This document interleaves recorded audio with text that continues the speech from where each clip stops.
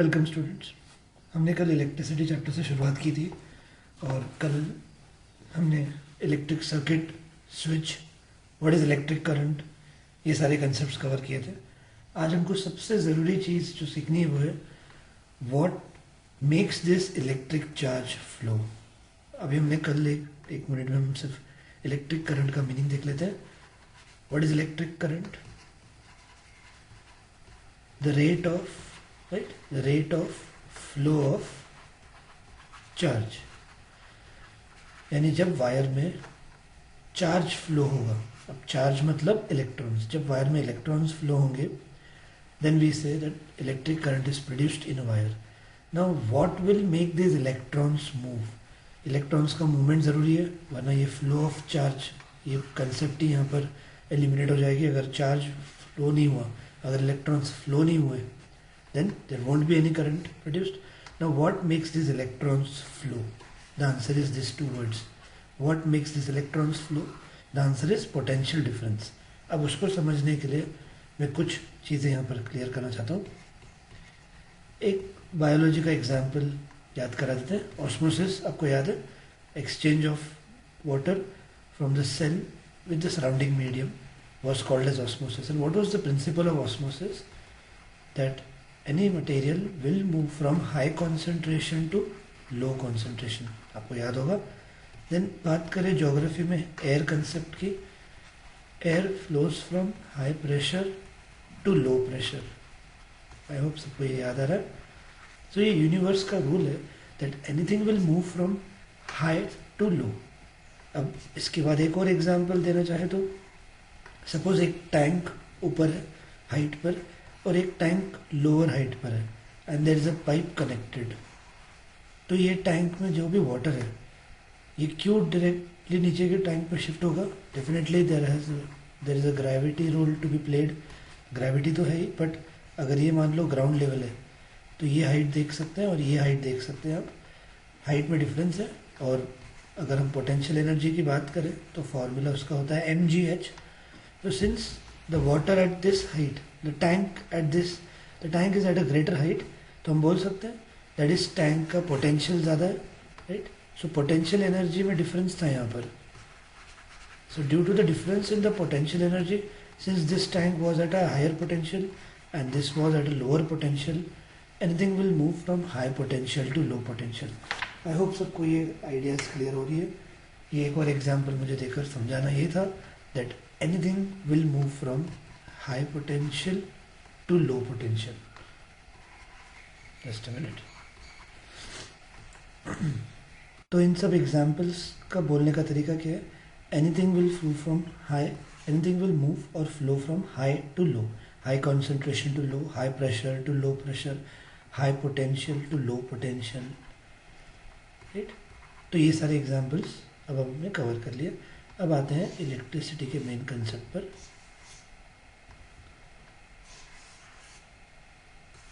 Okay, सो अब देखेंगे electric current को फ्लो करने के लिए क्या सबसे ज़रूरी चीज़ है। अब मैं यहाँ पर बैटरी ड्रॉ कर रहा हूँ।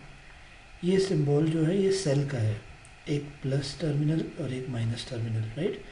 पर अगर आप एक से ज़्यादा सेल्स ड्रॉ कर रहे हो तो वो बैटरी हो जाता है। तो इधर आपको एक्सट्रीम्स में लेफ्ट में प्लस दिखाना है और यहाँ पर माइनस दिखाना है। और यहाँ पर एक बल्ब बना दिया, देन इधर एक स्विच और उसको प्लग की कहते हैं। ओके, डायग्राम थोड़ा इग्नोर ही कीजिएगा। Okay, so this is a diagram of electric circuit. What is the direction of electric current? एक बार रिवाइज कर लेते हैं that when electricity was discovered, it was thought that it would be because of the flow of positive charge, which is protons, and protons will flow from positive to negative. So conventionally, direction of electric current was then considered to be the direction of the flow of positive charge. But in reality, electricity is all because of electrons, and electrons actually travel from negative to positive. So conventionally, the direction of electric current is taken opposite to the direction of the electrons. याद रखिएगा, electrons ये direction में travel करेंगे in reality, पर ये diagram में आपको इस तरह से ये ड्रॉ करके रखना है। सो इधर के बाद अब आगे बढ़ते हैं कि मान लो एक बैटरी जोड़ दी है आपने और बैटरी के ये दो एक्सट्रीम टर्मिनल्स हैं। अब इलेक्ट्रॉन्स को हम नेगेटिव से ही बात करेंगे, ये एरो तो डायरेक्शन डायग्राम में दिखाने के लिए होता है, तो रियलिटी में जो बात करेंगे तो एरो हटा देते हैं 2 मिनट के आपके कन्फ्यूजन को दूर करने के लिए। तो अभी electrons will actually travel from negative terminal to the positive terminal. So what will make them travel from negative terminal to the positive terminal? The answer is potential difference. अब ये वर्ड देख के समझ में आ रहा है कि this is the difference of something. Potential मतलब क्या, यहाँ पर एक ही जगह पर है। वायर को भी अगर आपने वर्टिकली लटका दिया तो ग्रेविटी की वजह से इलेक्ट्रॉन्स क्या गिरते नहीं जाएंगे नीचे। तो वायर में आपको इलेक्ट्रॉन्स को अगर मूव कराना है, there has to be a potential difference created, and this potential difference will be created by a battery or a cell. अब मीनिंग देखते हैं what actually means potential difference. अगर इलेक्ट्रॉन्स को एक टर्मिनल से दूसरे टर्मिनल तक कैरी करवाना है, फ्लो करवाना है, तो इलेक्ट्रॉन्स का एक्यूमुलेशन एक जगह ज़्यादा होना चाहिए। इलेक्ट्रॉन्स का एक्यूमुलेशन एक जगह ज़्यादा होना चाहिए। और आप गेस करो फिर कि इलेक्ट्रॉन्स जब negative terminal to positive terminal travel करते हैं तो यानी क्या हुआ कि इलेक्ट्रॉन्स का एक्यूमुलेशन यहाँ ज़्यादा रहेगा, और जब यहाँ पर इलेक्ट्रॉन्स ज़्यादा रहेंगे क्या बोल सकते हैं हम, यहाँ पर चार्जेस ज़्यादा रहेंगे। अगर इधर इलेक्ट्रॉन्स ज़्यादा है तो यानी इधर चार्जेस ज़्यादा है, तो यहाँ पर पोटेंशियल एनर्जी ज़्यादा है। So this terminal of the battery is the terminal of high potential energy. This terminal of the battery is the end of high potential energy. और यहाँ की अगर बात करें तो यहाँ पर इलेक्ट्रॉन्स का एक्यूमुलेशन कम रहेगा, यानी चार्जेस कम रहेंगे। So this will be the point of low potential energy. And आप देख सकते हैं there is a difference created between these two terminals, और electrons will always travel from high potential energy to low potential energy. And जैसे ये difference बढ़ जाता है, इलेक्ट्रॉन्स यहाँ से ट्रैवल करना शुरू करते हैं ताकि ये डिफरेंस को बैलेंस आउट कर सकें। और इस तरह से this hence the difference between this potential energy, the difference between this potential energy between the two terminals of the battery is called as potential difference. At least आपको 50% चीज़ें भी अगर क्लियर हुई होंगी तो भी बढ़िया है। मैं अभी आपको और अच्छे से समझा देता हूँ, ये बहुत इंपॉर्टेंट कंसेप्ट है। एक बार फिर से, इलेक्ट्रॉन्स को एक टर्मिनल से दूसरे टर्मिनल तक ट्रैवल कराने के लिए there should be a energy difference between these two terminals. So who will do this energy, who will create this energy difference? It's that work is done by battery और cell. ध्यान रखिएगा, that kind of work, keywords ध्यान रखिए। सो यहाँ पर battery या cell कुछ तो काम कर रहे हैं। क्या काम कर रहे हैं? ये दो टर्मिनल्स के बीच में एनर्जी डिफरेंस मेंटेन रखने का काम कर रहे हैं। क्यों मेंटेन रखने की ज़रूरत है? क्योंकि अगर ये एनर्जी डिफरेंस इन दो टर्मिनल्स पे नहीं रहा, electrons won't travel from one end to the other. तो ये कैसे करते हैं? एक टर्मिनल में इलेक्ट्रॉन्स का एक्यूमुलेशन बहुत ज़्यादा रहता है। So this terminal is a point of high potential difference, high potential energy. Why? Because यहाँ पर इलेक्ट्रॉन्स का एक्यूमुलेशन ज़्यादा है। This point has got now more charges, more energy is present here. Hence this terminal is a terminal of high potential energy. और battery का जो दूसरा terminal है is a terminal of low potential energy, क्योंकि इधर electrons का accumulation कम है और यहाँ पर चार्जेस का एक्यूमुलेशन कम है। So this point is a point of low potential energy. So who will do this work every time? कि इधर इलेक्ट्रॉन्स ज़्यादा इधर कम, ये जो डिफरेंस मेंटेन रखने का काम है ये बैटरी या सेल का है। That's why we say that battery or cell will always do some kind of work. Now how do they do this work?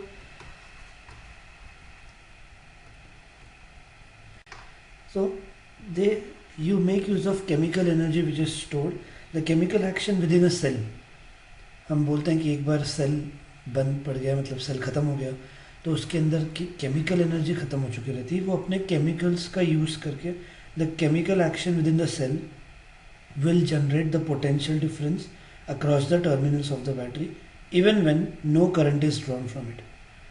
तो ध्यान रखिएगा कि ये जो डिफरेंस है इलेक्ट्रॉन्स के एक्यूमुलेशन का डिफरेंस जो है is nothing but called as potential difference, क्योंकि जब एक जगह इलेक्ट्रॉन्स ज़्यादा है it's a region of high potential energy because यहाँ पर चार्जेस और एनर्जी ज़्यादा है, और एक जगह कम, it's a point of low potential energy, and the difference between this potential energies at this two terminals is called potential difference. अब ये भी बात है कि अगर इनमें पोटेंशियल डिफरेंस यहीं पे क्रिएट हुआ है तो इलेक्ट्रॉन अंदर ही अंदर यहाँ पर ट्रैवल हो सकते हैं, पर ऐसा ख्याल रखा जाता है वो सब चीज़ों का कि इलेक्ट्रॉन्स सर्किट के आउटर पार्ट से इधर तक पहुँच पाए, और जैसे वो यहाँ तक आएंगे ये डिफरेंस हमेशा बना हुआ रहेगा। एक इंटरनल सर्किट भी होता है बैटरी के अंदर, एक इंटरनल सर्किट भी होता है बैटरी के अंदर जो इलेक्ट्रॉन्स को फिर यहाँ से यहाँ तक ट्रैवल कराएगा। याद रखिए जब इलेक्ट्रॉन्स वायर में ट्रैवल कर रहे हैं, when they pass through all the devices, वो डिवाइसेस इलेक्ट्रॉन्स कंज्यूम नहीं करते जाते हैं, यानी उससे फिर वैसे तो देखा जाए तो फिर वायर के इलेक्ट्रॉन्स एक दिन ख़त्म ही हो जाएंगे।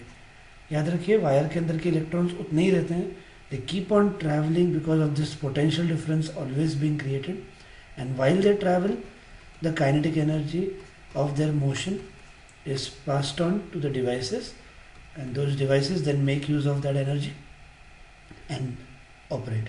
तो इलेक्ट्रॉन्स एक वायर के अंदर जितने हैं उतने ही रहते हैं।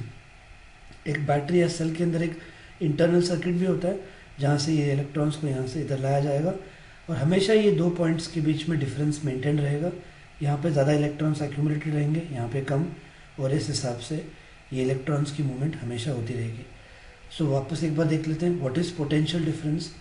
अगर देखें it's actually a work done, it's a work done by a battery और cell to move electrons, to move charges from one point to the other. तो पोटेंशियल डिफरेंस की अब हम टेक्स्ट बुक डेफिनेशन अगर देखें व्हाट इज़ पोटेंशियल डिफरेंस, तो आपको ये ज़रूरी है शुरुआत ऐसे ही करना, that the potential difference between two points, because this difference is always between two points, याद रखिए। The potential difference between 2 points in an electric circuit carrying some current is defined as the work done to move a unit charge, from one point to the other, last time जिनको अभी भी doubt है, first of all why it is called as work done, याद रखिए वापस एक बार last time बता रहा हूँ कि इलेक्ट्रॉन्स एक सर्किट में तभी मूव कर पाएंगे जब एक जगह इलेक्ट्रॉन्स का कॉन्सेंट्रेशन ज़्यादा है और एक जगह इलेक्ट्रॉन्स का कॉन्सेंट्रेशन कम है। जैसे ऑस्मोसिस का प्रिंसिपल था, anything will move from high concentration to low concentration. तो जब इस टर्मिनल में इलेक्ट्रॉन्स का कॉन्सेंट्रेशन ज़्यादा है, there is more energy, there is more charge here, hence this point is a point of high potential. इधर जब इलेक्ट्रॉन्स का एक्यूमुलेशन कम है, it's a point of low potential energy, and the difference between this is called as potential difference। and ये हमेशा electrons इधर ज़्यादा accumulated और इधर कम, ये काम कौन करेगा? This work is done by the battery और cell, hence potential difference is defined as the work done to move a unit charge from one point to the other। अब potential difference का symbol क्या है? potential difference का symbol है V, okay. Current का symbol क्या था? Electric current का सिंबल था I, पोटेंशियल डिफरेंस का सिंबल V है। अब इसका ऐसा यूनिट देखते हैं। ऐसा unit of potential difference is volt, और उसके लिए भी सिंबल V है। अगर करंट के ऐसा यूनिट की बात करें तो वो एम्पियर था, तो हम A लिखते हैं। सपोज करंट 4 एम्पियर है तो हम ऐसे लिखेंगे I is equal to 4 ampere. पर अगर कहीं सम्स में पोटेंशियल डिफरेंस अगर 3 वोल्ट दिया है तो हमको ऐसे लिखना पड़ेगा V is equal to 3V, क्योंकि पोटेंशियल डिफरेंस का सिंबल भी V है और उसके SI यूनिट का भी सिंबल V है। सो पोटेंशियल डिफरेंस का SI यूनिट है volt, named after Italian physicist Alessandro Volta. तो जैसे एंड्री मैरी एम्पियर, अपने वो भी नाम लर्न किया था इलेक्ट्रिक करंट के लिए, एलेसैंड्रो वोल्टा। आई होप सबको पोटेंशियल डिफरेंस का अच्छे से मीनिंग क्लियर हुआ है, और ये उसका ऐसा यूनिट हो गया। अब हम फॉर्मूला देख लेंगे। पोटेंशियल डिफरेंस का फॉर्मूला था as work done, sir symbol गलत हो गया। Potential difference is defined as the work done to move charge from one point to the other. So that's why V is equal to W/Q, ये रहेगा formula. तो current के formula से अगर current का फॉर्मूला 1 मिनट में revise कर ले electric current is defined as rate of flow of charge, और उसके बाद हमने एसआई यूनिट ऑफ करंट भी डिफाइन किया था, that means definition of 1 ampere. So 1 ampere is the amount of current constituted by a flow of 1 coulomb of charge per second. So when 1 coulomb of charge flows through the wire per second, we say a current of 1 ampere is flowing through the wire. पर अब वैसे हमको voltage का देखना है, और ये board exam में आया हुआ क्वेश्चन है. Sorry. What is the meaning? The potential difference between the terminals of the battery is 1 volt. What is the meaning of this statement? ये ऐसा आया था. इसको एक्चुअली क्वेश्चन ऐसे भी पूछ सकते हैं. Define S I unit of volt, S I unit of potential difference. तो हमको 1 वोल्ट का डेफिनेशन लिखना है. सो व्हेन डू वी से the potential difference between the two terminals of a battery is 1 volt. तो आपको सबके यूनिट्स लिखते जाने हैं, राइट. वर्क डन का यूनिट जूल, चार्ज का unit coulomb. So how will you define 1 volt? 1 volt is the potential difference between the two terminals of a current carrying conductor when 1 joule of work is done to move a charge of 1 coulomb from one point to the other. फिर से एक बार, 1 volt is the potential difference between the 2 points in a current carrying conductor when 1 joule of work is done to move a charge of 1 coulomb. I hope सबको ये definition clear हो गई है कि what was potential difference, work done to move a unit charge from one point to the other. Sorry. तो 1 volt का potential difference कब बोलेंगे? When 1 joule of work will be done to move a charge of 1 coulomb. They can even ask you the potential difference of a battery is 5 volt. What is the meaning of this statement? That meaning of this statement is 5 joules of work is done, 5 joules of work is done to move a unit charge, to move 1 coulomb of charge from one point to the other. तो यानी जो battery work done कर रही है यहाँ पर electrons का accumulation हमेशा मेंटेन रखने का, तो हर बैटरी का जब वोल्टेज अलग अलग रहता है तो हर बैटरी अलग अलग अमाउंट ऑफ वर्क परफॉर्म करेगी यहाँ पर इलेक्ट्रॉन्स का डिफरेंस मेंटेन करने के लिए. तो अगर किसी बैटरी का वोल्टेज 5 वोल्ट है तो मीन्स क्या, कितना बैटरी को एनर्जी यूज़ करना पड़ेगा? 5 joules of energy will be used. मतलब जितना वर्क डन करते हैं, ये भी हमने देखा हुआ है that work done on an object is equal to the energy gained by that object. Whatever amount of work we do on that object gets stored as the energy in that object. So if the battery or cell is going to expend 5 joules of energy, वो electrons में transfer हो जाएगी. ध्यान रखिएगा, whatever work is done on an object, whatever work is done on an object is equal to the energy gained by that object. ये हमने 9th standard में देखा था. तो यहाँ पे वर्क डन कौन कर रहा है? बैटरी या सेल. सो बैटरी या सेल अपने केमिकल एनर्जी के ज़रिए जितना भी अमाउंट ऑफ वर्क डन करेंगे, वो वर्क डन क्या हो जाएगा? Will be stored as the energy in those electrons. Electrons पर ही वर्क डन किया जा रहा है, राइट. एक जगह इलेक्ट्रॉन्स का एक्यूमुलेशन ज़्यादा करना जा रहा है और एक जगह कम. सो वॉट एवर बैटरी और cell is doing the work gets stored as the energy in electrons, and ये इलेक्ट्रॉन्स इस एनर्जी से फिर अपनी मूवमेंट शुरू करते हैं और during their journey they transfer this energy to all the devices which have to operate. So 5 volt का मीनिंग है 5 joules of work is done to move 1 coulomb of charge. अब आपको ये भी याद आना चाहिए 1 coulomb of charge यानी कितने इलेक्ट्रॉन्स को एक टर्मिनल से दूसरे टर्मिनल तक लाना पड़ेगा? 6 × 10⁻18. हमने एक्चुअल आंसर निकाला था 6.25, पर अभी आपको यहाँ पर राउंड फिगर लिखना है. तो मतलब अगर डेफिनेशन वापस देखें, what is 1 volt? When 1 joule of work is done to move a charge of 1 coulomb. Means what? When 1 joule of work is done to move a charge of 1 coulomb means this many electrons.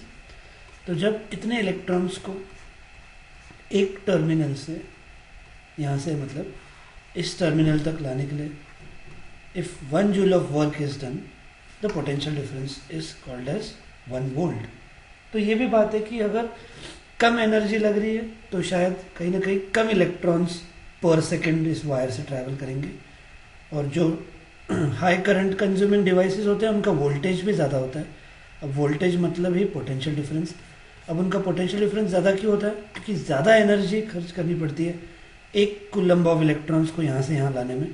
और जब ज़्यादा energy खर्च कर रहे हैं, if a device is of high voltage, means more energy is being expended, more energy or more amount of work is being done by the battery, so more energy will be gained by the electrons and more amount of current will be traveling through that wire.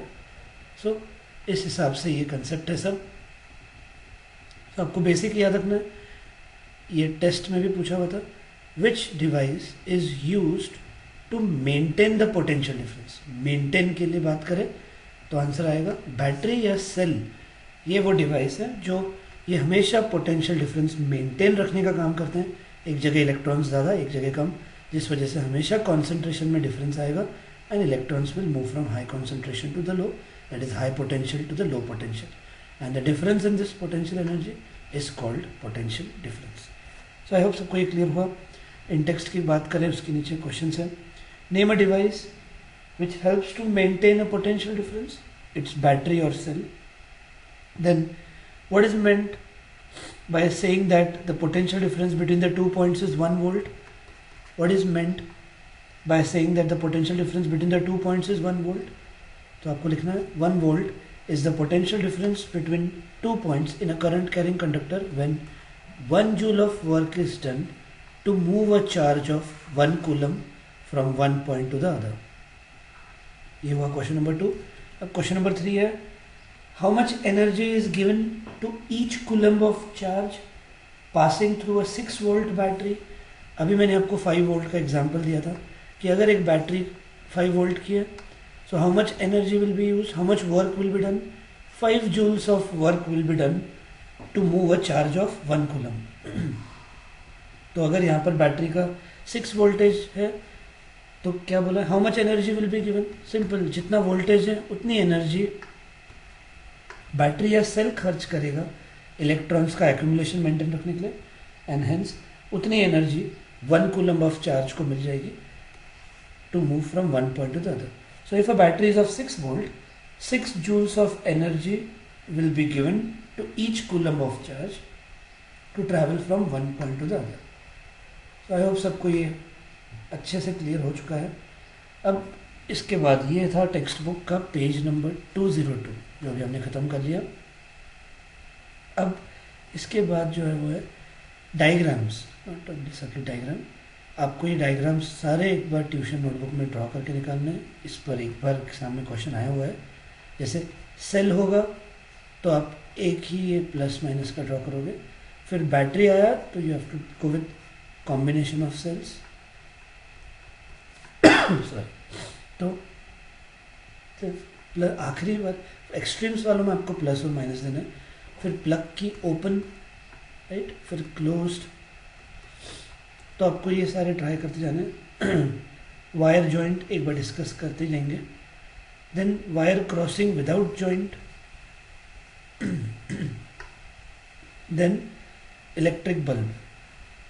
तो यहाँ तक हमने सारे ये cover किए हुए हैं. इसके अलावा बाकी के जो है ये सब अलग कंसेप्ट है, तो वो बाद में कवर होगा, और जैसे जैसे आते जाएंगे वो टर्म्स मैं आपको वो कवर कराते जाऊंगा. अब आगे बढ़ते हैं. इसके बाद का next concept, the first was electric current, second was potential difference, third ये कुछ डायग्राम्स दिए उन्होंने. अब हम फोर्थ पार्ट पे बढ़ते हैं. ये चैप्टर का one of the very important part है, ओहम्स लॉ. क्या है ये लॉ? तो इस पर 5 मार्क्स का क्वेश्चन भी आता है. तो पहले देख लेते हैं what is the purpose of this law. The purpose of this law is to derive अ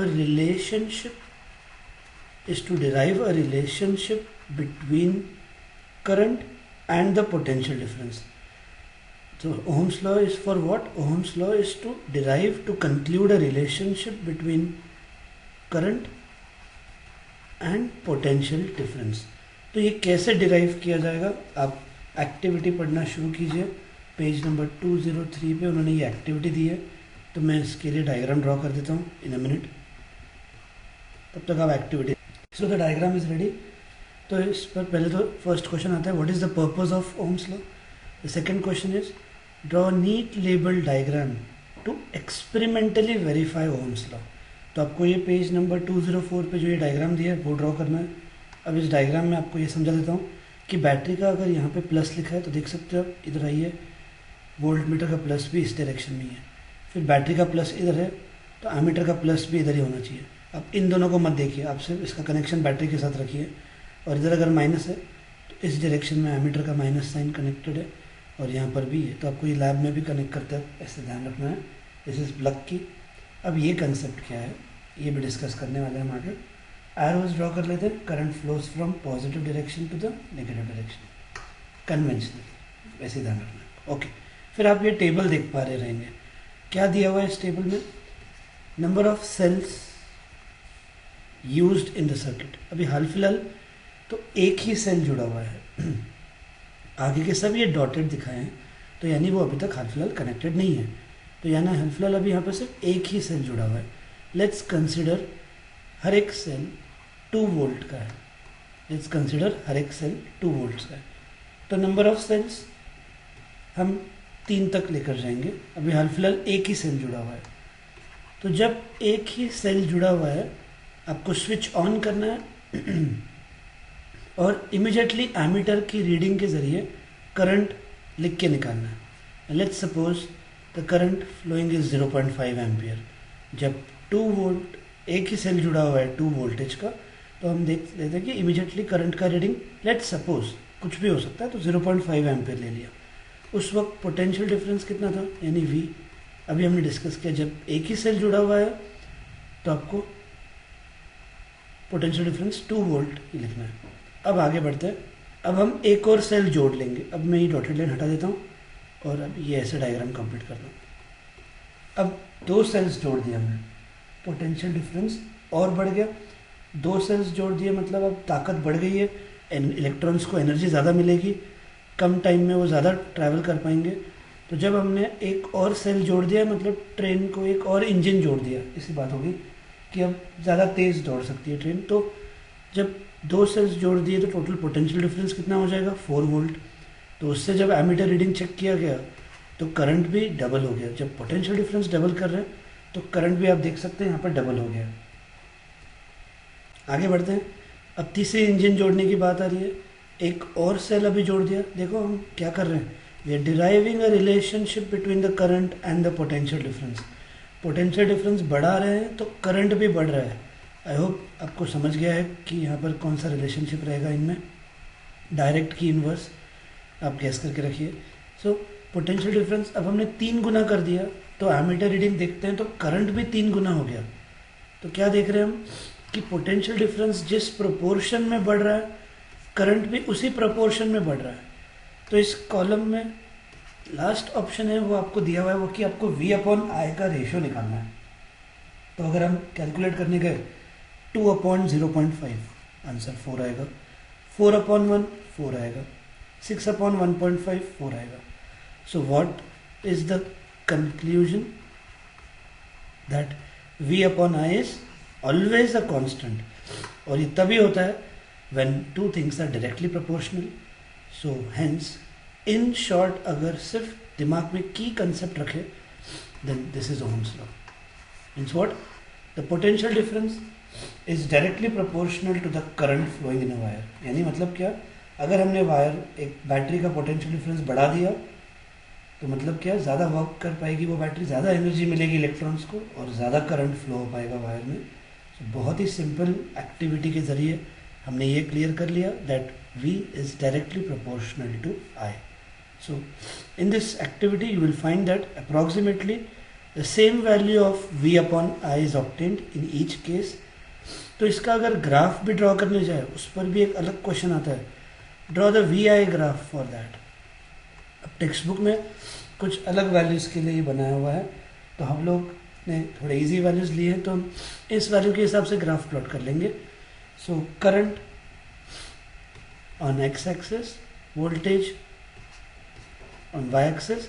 अब इसके बाद करंट के वैल्यूज़ हमने क्या लिए हुए हैं, 0.5, 1, तो आप ये वैल्यूज़ यहाँ लिखोगे, 1.5, 2, और वोल्टेज हमने क्या लिया था, 2, 4, 6, 8। फिर आगे आप प्लॉट करने गए कि 2 वोल्ट जब था तब करंट कितना हुआ, 0.5। सो ये आएगा पॉइंट। जब वोल्टेज हमने बढ़ा दिया तो करंट भी और बढ़ गया।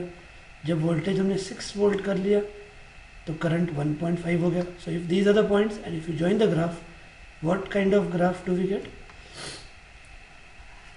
द VI ग्राफ, इसको बोलते हैं VI graph, is always a linear graph. Linear मतलब स्ट्रेट लाइन ग्राफ। क्यों हमेशा स्ट्रेट लाइन रहेगा, क्योंकि जितने प्रोपोर्शन से V बढ़ेगा I भी उतने ही प्रोपोर्शन से बढ़ने वाला है। Hence the nature of the VI graph will be a straight line, और we can say it will be a linear graph.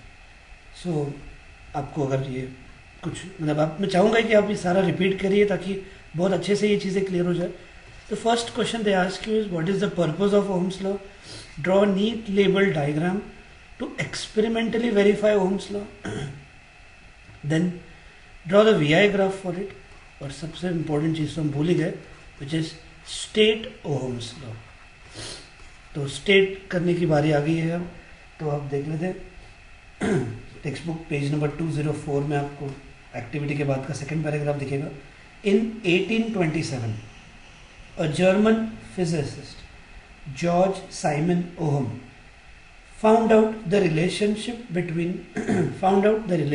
between potential difference and the current flowing in a wire, and the potential difference V across the ends of a given metallic wire is directly proportional to the current flowing through it, provided its temperature remains the same. तो ये भी हम discuss करने वाले आगे। This is called Ohm's law, और उसके बाद आपको ये लिखना है V is directly proportional to I। फिर और ये हमने जो एक्टिविटी के जरिए किया, that V upon I is constant, ये भी उसी का मीनिंग होता है, पर आप ये वाला फॉलो कीजिए। और ये भी याद होगा आपको, 9th में डेरिवेशन के वक्त किया था हमने, जब भी प्रोपोर्शनल निकाला हमने कुछ कांस्टेंट लिखा हुआ था, यहाँ पर भी लिखना है प्रोपोर्शनल साइन हटाकर, V is equal to IR, where R is constant. अब मुझे R के बारे में पढ़ाना है, फिर ये कंसेप्ट पढ़ाने की why the temperature should remain the same, और R की बात करें तो ये है R। तो ये सब चीज़ें अगले सेशन में होंगी, क्योंकि यहाँ तक बिना कोई R के समझे भी आप सारा ओम्स लॉ क्लियर है अभी आपको, कि अब ये R कंसेप्ट क्या है, इसके लिए एक अलग मुझे सेशन देना पड़ेगा पूरा। तो आज हमने ऑलरेडी पोटेंशियल डिफरेंस सीख लिया, और मैंने सोचा कि ओम्स लॉ भी कवर कर लेते हैं, और जबकि यहाँ तक सोचे तो कुछ भी डाउट नहीं होना चाहिए। हाँ, अब ये R की कहानी क्या है, R क्या है, इसको अभी तो कांस्टेंट लिख दिया मैंने यहाँ पे, तो वो हम आगे देखेंगे। पूरे चैप्टर में जो सबसे ज़्यादा फॉर्मूला यूज़ होगा न्यूमेरिकल्स में वो ये रहेगा, which is V is equal to IR। So purpose of Ohm's law ध्यान रखिए, diagram to verify Ohm's law, second question. Third question, draw VI graph. Fourth question, state Ohm's law. ये मिलाकर 5 marks का question बन सकता है। तो आज हमने एक बहुत इंपॉर्टेंट कंसेप्ट सीख लिया है, 80% सीख लिया है, बस ये रिमेनिंग कंसेप्ट सॉरी अगले सेशन में कवर कर लेंगे। और उससे पहले हमने आज जो सीखा वो था पोटेंशियल डिफरेंस। और पोटेंशियल डिफरेंस मतलब क्या, the difference between the energy level of the electrons at this two terminal is called potential difference. तो आप आज का ये सेशन पूरा नोट डाउन कीजिए, जो जो ज़रूरी चीज़ें लग रही हैं आपको। और इस पोटेंशियल डिफरेंस का और एक विजुअलाइज्ड वे में समझने के लिए मैं एक एनिमेटेड वीडियो बायजूस का है, उसका लिंक भेज रहा हूँ, आप देख लीजिए। आपको अंदाज़ा आएगा कैसे एक जगह पर एक्यूमुलेशन ज़्यादा रहता है और दूसरी जगह कम, और ये हमेशा वर्क डन बैटरी या सेल कर रहा होता है। आपको एनिमेटेड वीडियो के ज़रिए बहुत अच्छे से समझ में आ जाएगा। सो आई होप आज का ये क्लियर है सब, एंड सारा रिवाइज कीजिए और की पॉइंट्स नोटबुक में लिख कर निकालिए। Thank you.